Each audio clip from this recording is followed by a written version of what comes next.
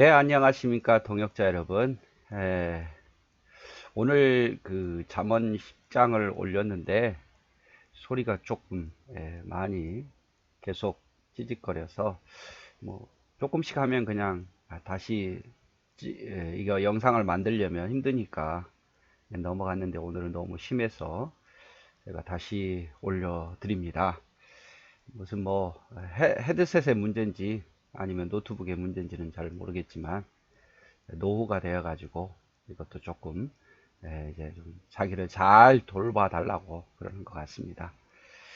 자, 잠언 10장 1절에서 12절 다시 하기 때문에 앞부분하고 조금 내용이 조금씩 설명이 다르겠죠. 자, 다시 한번 봅니다. 솔로몬의 잠언이라 지혜로운 아들은 아비를 기쁘게 하거니와 미련한 아들은 어미의 근심이 된다. 이렇게 표현합니다. 지혜로운 아들. 그 아들은 하나님을 기쁘게 하고 부모를 기쁘게 하지만 미련한 아들은 어미의 근심이 된다. 자, 지혜로운 자가 어떤 사람이겠습니까? 순종하는 자. 하나님 말씀에 순종하는 자, 부모의 말에 순종하는 자. 또 하나님의 말씀을 가까이 하는 자. 그런 자는 부모를 기쁘게 하고 하나님을 기쁘게 하지만 순종치 아니하고 불순종하는 자, 또 하나님 말씀에 순종치 아니하는 자, 거역하는 자, 이것은 엄이라고 말했지만 하나님의 근심이 된다 이 말이죠. 지금도 마찬가지입니다. 하나님은 우리를 보실 때에 나를 기뻐할까, 나를 보면서 슬퍼할까. 지혜로운 자는 하나님의 말씀에 따라 순종하기 때문에 그 말씀이 어떤 말을 내게 할 때에, 내게 어떤 말을, 은혜를 줄 때에 그 말에 순종하고 따라가지만, 불순종은 뭡니까? 그래야 되는데, 그래야 되는데 하면서 계속 따르지 않는 거예요. 근심이 된다 이 말이죠. 여러분 어떻습니까? 내가 하나님께 근심이 되고 있습니까? 하나님께 기쁨이 되고 있습니까? 다른 거 없습니다. 뭐 과거에 내가 어쨌든 그걸 이제 뒤로 하고 이제부터라도 하나님 명령에 따라 살면 되는 거예요. 하나님 말씀에 순종하며 살면 되는 거죠. 우리 자녀를 볼 때에 그렇지 않습니까? 자녀를 볼 때에 순종 잘하고 자기 일 성실하게 감당하면 부모가 자랑하며 기뻐하지만 순종하지 않고 늘 사고만 치고 다니면 근심이 되잖아요. 자녀 생각할 때마다 근심이 되고 눈물이 나고 마찬가지입니다. 하나님이 우리를 보실 때에 믿음 생활 잘하고 신앙생활 잘하고 순종하고 말씀 따라 살면 나를 보실 때 이렇게 미소를 짓고 있을 거예요. 여러분 안 보이겠지만 미소 짓고 있어요. 그러나 순종하지 않고 그 말에 따라 살지 않으면 근심이 되는 거죠. 아유, 저 녀석 어떻게 할까? 네. 아유, 어떻게 해야 되나? 이렇게 근심한단 말이에요. 여러분 그걸 기억하시고 우리는 하나님의 기쁨이 돼야겠죠. 우리 하나님 기쁘게 해드리는 사람이 돼야 돼요. 2절에 보면 불의의 재물은 무익하여도 공의는 죽음에서 건지느니라. 불의로 쌓은 재물은 무익하지만 공의롭게 정의롭게 사는 자들은 죽음에서도 건짐을 받는다. 물론 이 세상에서는 이게 안 통할 수도 있어요. 불의로 쌓은, 나쁜 짓 해가지고 쌓은, 사기쳐서 쌓은 재물 잘 먹고 잘 사더라. 그런데 정말 정직하게 산 사람들은 오히려 더 힘들더라. 그러나 여러분, 우리가 하나님 살아계신담을 믿는다면 우리가 이 땅만 있습니까? 우리가 본 건 몇 년밖에 본 것이 아니잖아요. 10년, 20년, 50년 하나님 나라 갈 때까지 보면 불의한 자들은요, 불의로 쌓은 재물은 남는 게 없습니다. 나중에 헛되다 헛되다 할 거예요. 그러나 공의롭게 사는 자는 하나님께서 죽음에서 건져서 영원한 하나님 나라에 이르게 하더라 이 말이죠. 그래서 불의로 쌓은 재물은 무익하다. 하지만 공의롭게 산 자는 죽음에서도 건져주신다. 단순한 죽음이 아니에요. 육체의 죽음이 아니라 우리가 죽음에서 다시 살아나서 하나님 나라 가게 된다. 이것을 지금 의미하고 있습니다. 3절에 여호와께서 의인의 영혼은 줄이지 않게 하시나 악인의 소욕은 물리치시다. 이것도 마찬가지예요. 하나님 살아계신다는 전제하에 그러는 거예요.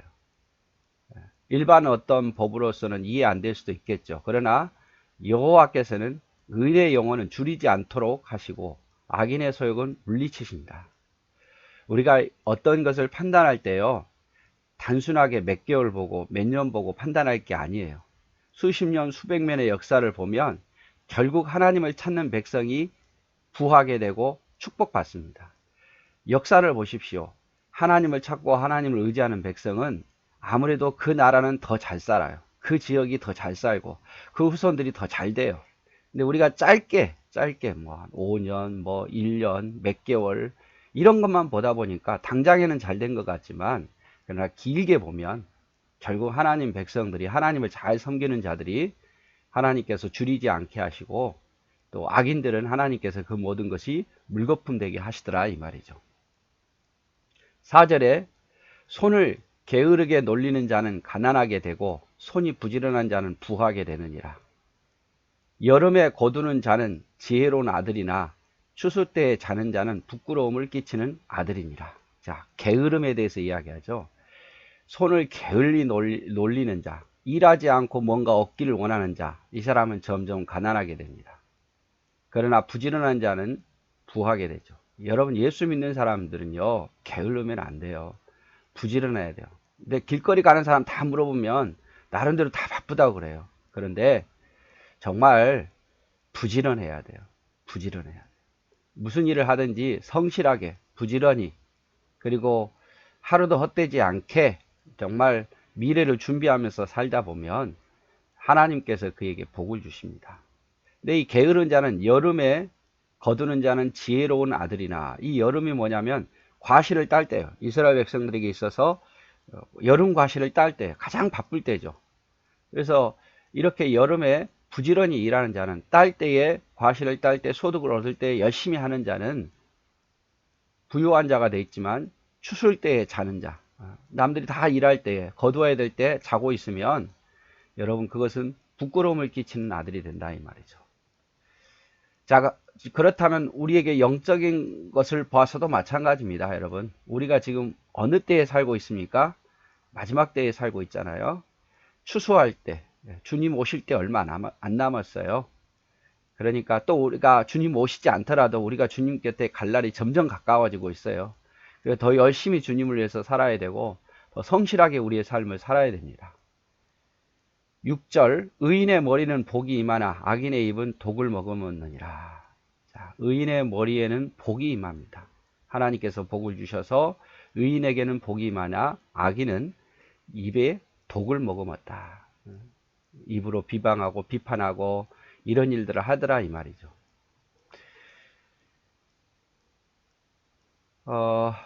7절, 의인을 기념할 때는 칭찬하거니와 악인의 이름은 썩게 되느니라. 의인을 기념할 때 이 말은 뭐냐면 의인을 생각할 때, 혹은 또 의인이 죽어서 장례식 할 때, 이럴 때, 의인의 뭐 생일 때, 의인을 기념할 때에, 의인을 생각하면서, 의인을 기념하면서, 의인의 장례식을 치르면서 이럴 때 의인에게 있어서는 사람들이 칭찬하지만 결국 악인들은 이름이 썩게 된다. 이름이 기억도 못한다 이 말이죠.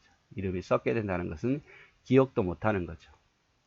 잘 되는 것 같지만 사람들의 머릿속에서 의인의 이름은 사라지게 되고, 악인의 이름은 사라지게 되고 의인의 이름은 칭찬하게 된다 이 말이죠. 8절, 마음이 지혜로운 자는 계명을 받거니와 입이 미련한 자는 멸망하느니라.